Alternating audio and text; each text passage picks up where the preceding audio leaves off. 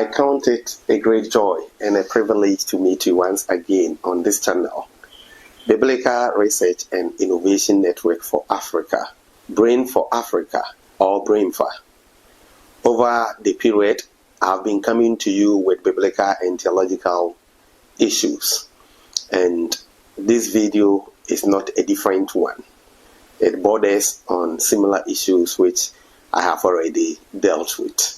I do encourage you to subscribe to this channel if you have not already done so, and I also encourage you to share the link for others to also benefit from the resources that we have on the channel. Right theology shapes right practice. In other words, one's theology shapes one's practical life. Therefore, theology is expected to have impact on our practical life. It is expected that when Christians understand their faith deeply, they are to be equipped to live it out successfully and authentically. In the past few years, we have all seen a tremendous and unprecedented numerical growth in African Christianity. And Africa has now become the heartland of Christianity. This requires that the church in Africa ensures a corresponding qualitative development of the disciples that have been won. However, this has not always been the case. As the church is growing numerically, there hasn't been that corresponding qualitative growth. In my view, to be able to ensure the corresponding qualitative growth that we want, there is the need to shape our theology around the cross.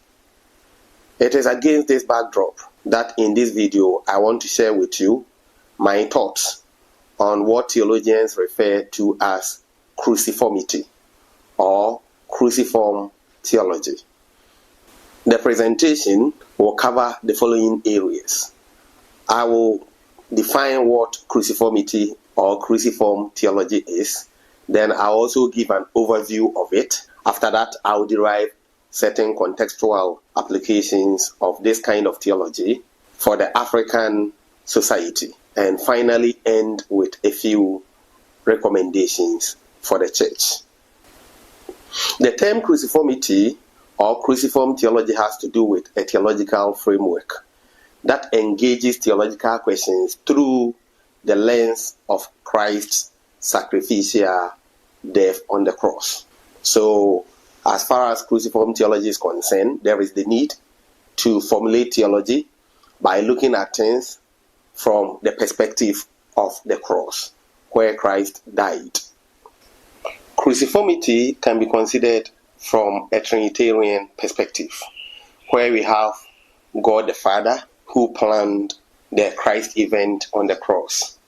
We have the Son's role in ensuring that the plan of the Father is executed when he incarnated, lived, and gave his life as a ransom for many on the cross. And we also have the Holy Spirit's role in ensuring that people are brought to salvation and they are also sealed and adopted into God's family. So we can look at cruciformity from a Trinitarian perspective if we considered God's initiating love, Christ's obedience, and the Spirit's transformative power in God's plan of salvation and its execution. Cruciformity has a biblical foundation, but it is Paul who provides us with strong biblical foundations, and so one cannot study cruciformity without considering Pauline literature. And there is this text in the Pauline literature which brings out the idea of cruciformity very well, and that is 1 Corinthians chapter 2 and verse 2, and I read, "For I resolved to know nothing whilst I was with you except Jesus Christ and him crucified." So Paul is saying that when he went to Corinth, and was preaching the gospel and was trying to win them for Christ, he resolved strongly not to know anything. All the things that he had known through his training, he laid them aside. And what mattered to him most was the fact that Christ had been crucified. So he laid what he knew aside and now preached Jesus Christ and him crucified. Here Paul is trying to underscore the centrality of the cross in the Christian gospel. The Christian message cannot be delivered without mentioning the cross. And that is exactly what he is trying to underscore or to highlight in this particular text. There are other texts which we will consider later from the Pauline literature where he develops the idea of cruciformity further. Having considered what cruciformity is from that explanation that I've given, I now proceed to give an overview of what cruciform theology or cruciformity is, in what I refer to as the dimensions of cruciformity. The very first one that we are considering has to do with the transformational dimension. Like any other kind of theology, cruciform theology aims at bringing about personal and societal or communal transformation. If our theology does not lead to personal and societal transformation, then it is not worth its salt. And we cannot say that we are really theologizing. And so, cruciform theology is expected to bring about what God intends the world to be through the cross, and that is personal and societal transformation.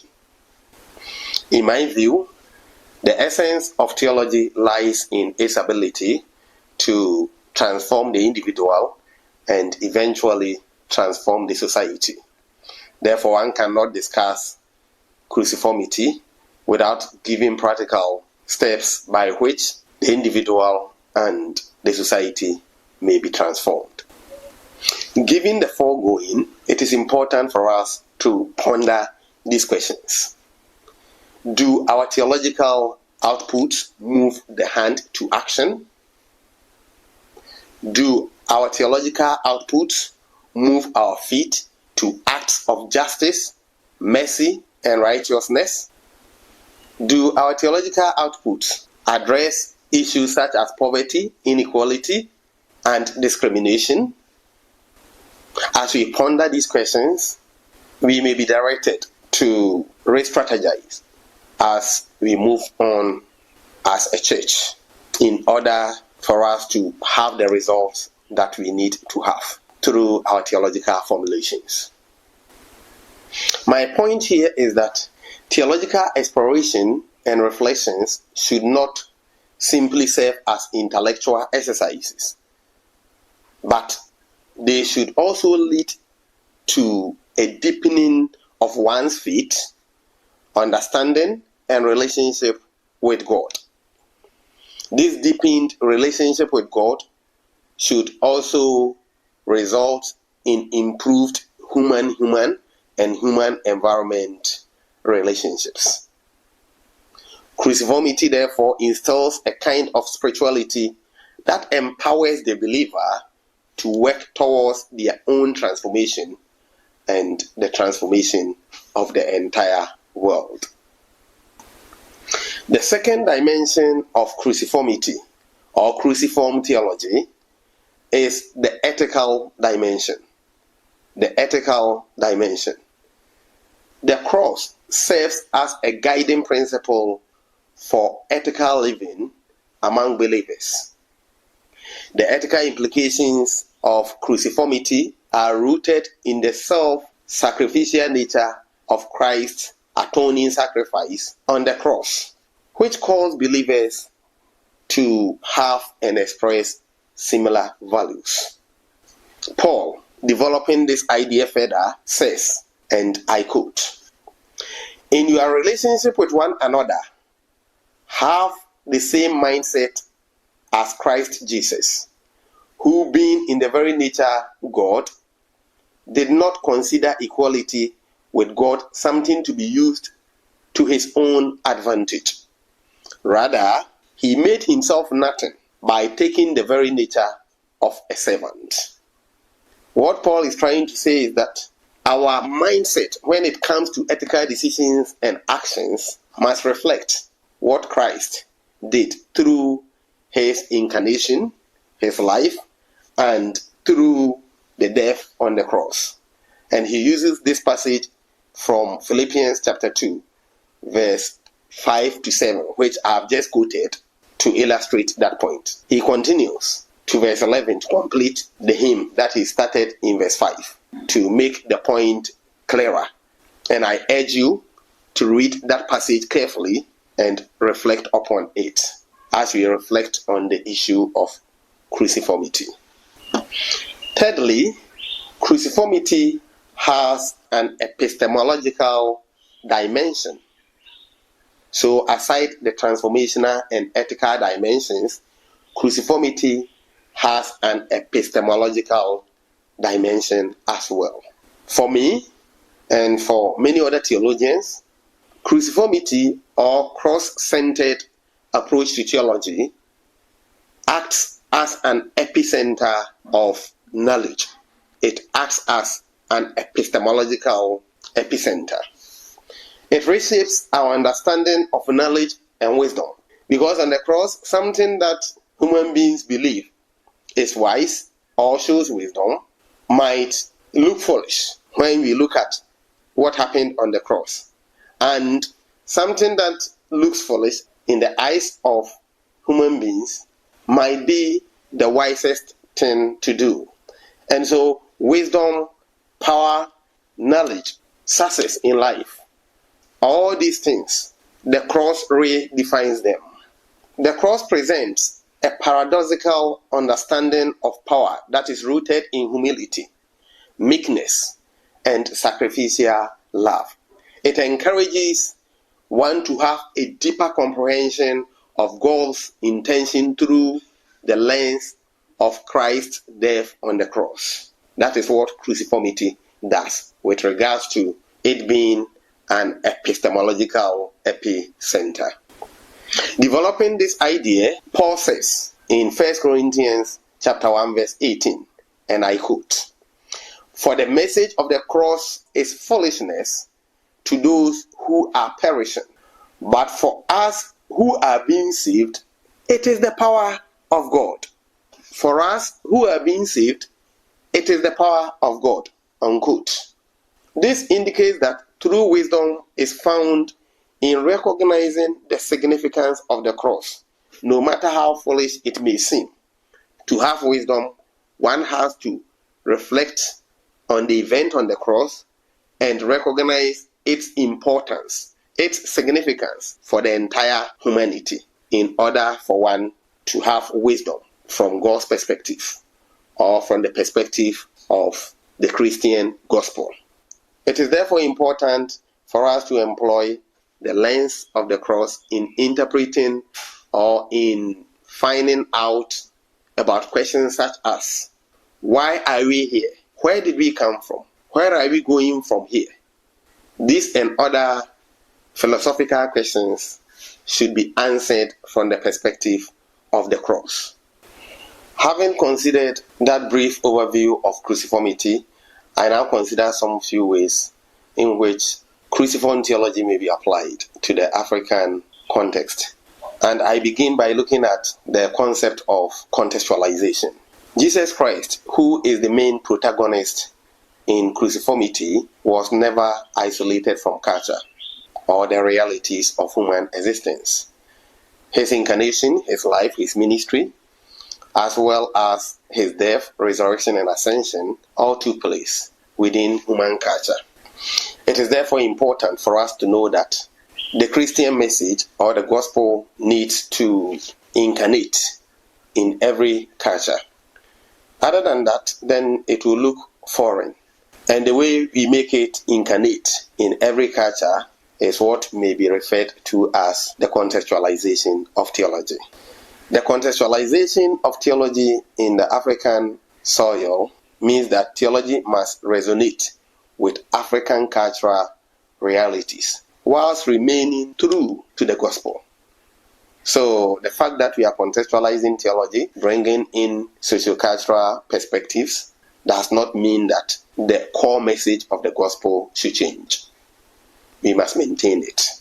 I'll come back to this point shortly.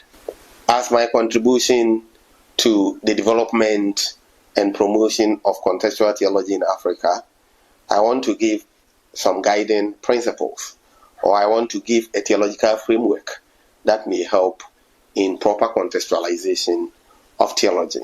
And here are the key points in that framework. It is important, first of all, for the theologian to seek to have a proper understanding, adequate understanding of the contextual realities in any society that one is dealing with. So there are a lot of practices that you find in a society. You need to understand the reasons behind all these practices. Then, having understood these practices and why they take place, in the process of relating the gospel to the culture, it is important to maintain, as I said earlier, the core message of the gospel, which include, among other things, the sinfulness of humanity, the cross as a solution to this huge problem that humanity has, the need to express faith in Jesus and his works, and the need for one to repent and confess their sin, as well as then living in accordance with what Christ has taught us through scriptures. Then the eschatological hope must also be emphasized. It is a very important aspect of our theology, in the sense that without the hope of Christ returning and judging the world and rewarding us, it will be difficult for one to live in a difficult situation and still maintain their faith. So these key points need to be maintained no matter the environment. But there is the need to be cautious about syncretism, that is, mixing two religious practices. Because we are coming from African primal or traditional religion or religions, one may be tempted to mix some traditional religious beliefs with Christianity. I'm not saying that there is always discontinuity between the African religious practices and Christian religious practices. But I mean areas where there are discontinuities. If you bring them in, then it doesn't help in the contextualization process. It rather brings about syncretism, where you are practicing both Christianity and the African primal religion at the same time. Going further, the framework says that there is the need to link our contextual theology to global theology. We are not the only believers. So in as much as we are eager to address contextual issues, our theology should not be isolated from the global theological framework. So things that are globally accepted or globally known to be part of the Christian faith, we need to connect our theology with these ones and see how relevant we can make them through the interpretation of these theological or biblical facts for the benefit of our societies. Finally, in the process of contextualizing theology, it is important for us not to take shadows for the reality. There are a lot of things that we find in various cultures. The African culture is not an exemption, where if one doesn't take care, they may take such as their reality. In Exodus chapter 12 and beyond, we find the Passover lamb, which was slain to bring about deliverance of the Israelites from their Egyptian bondage. This practice continued because it became an annual festival. But the moment Christ came and made the once for all sacrifice, the slaughtering or the offering of the Passover lamb and the celebration of the Passover festival ceased. This leads us to what is referred to as biblical typology, where something in the Old Testament is just a shadow pointing to the real thing in the New Testament. And Paul makes this explicit when he says in 1 Corinthians chapter 5 verse 7 that Christ, our Passover lamb, has been slain. When he says this, his point is that there is no more the need to continue offering the Passover lamb or celebrating the Passover festival, because the reality has come and the shadow has no use. Some of the things that we find in our primal religions were just a shadow pointing to the reality, whether retrospectively or prospectively, depending on their relationship in time with the cross. That is the event that took place where Christ died for the benefit of humanity. So, whatever the case is, it is important for us to know that Christ alone is the one who has worked to earn us salvation, which we also benefit from, or we also experience by faith. Saying this, one of the areas that we need to scrutinize or we need to be cautious of is the role of ancestors in the salvation of humanity. Do ancestors have salvific function? I want us to ponder that question. So going through the framework again, first of all, seek to understand what the realities are within the culture. Secondly, no matter what, maintain the core aspect of the gospel. Then, number 3, be cautious about syncretism. And number 4, link your contextual theology to the global theological framework or global theology. And finally, be careful not to take shadows for the reality. The cross helps us in contextualizing theology through such a framework. Number 2, cruciformity encourages us to reassess the leadership models that we have in Africa. Cruciform theology defines leadership within the church and in the society as servant leadership. A lot of people vie for positions in the church and in the society, but in the end would want to lord their position and their power over their followers. The cruciform perspective on leadership is different, and it's about service to others, it's about servanthood, and not in executing power in a way that dictates to people, that treats humans as animals, and so on and so forth. This perspective on leadership aligns with what Jesus said in Mark chapter 10 verse 43 to 45. And we know the background of this, where 2 disciples, James and John, came to Jesus and appealed to him that in his kingdom he should allow one to sit on the left and the other on the right. And Jesus responded that he is not the one to grant that, after asking them if they will be able to drink of the cup that he was going to drink, and they had already answered yes. The other disciples heard about this and were not happy, and so they were talking about it bitterly, and Jesus came in to use the opportunity to explain things to them, for them to know that when it comes to the cruciform perspective of leadership or greatness, it is about service, and it is not about the seat that one occupies. This is what happened in that passage. Jesus called them together and said, "You know that those who are regarded as rulers of the Gentiles lord it over them, and their high officials exercise authority over them. Not so with you. Instead, whoever wants to become great among you must be your servant, and whoever wants to be first must be a slave of all. For even the Son of Man did not come to be served, but to serve and to give his life a ransom for many." Unquote.